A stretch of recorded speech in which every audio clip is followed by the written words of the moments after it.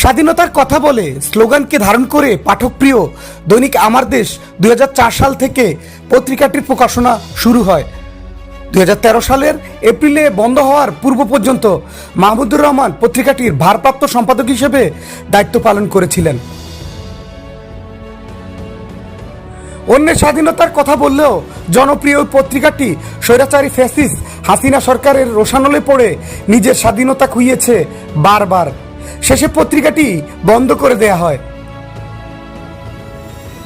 আওয়ামী লীগ সরকার দুইবার পত্রিকাটি বন্ধ করে দিয়েছে এবং দুইবারই সম্পাদক মাহমুদুর রহমানের গ্রেপ্তারের সাথে সাথে এর সেন্সরশিপ দেয়া হয়। 1 জুন 2010 সালে সম্পাদক মাহমুদুর রহমানকে গ্রেপ্তার করা হয় এবং সরকার 10 দিনের জন্য পত্রিকাটি বন্ধ করে দেয়। এরপর 11 এপ্রিল 2013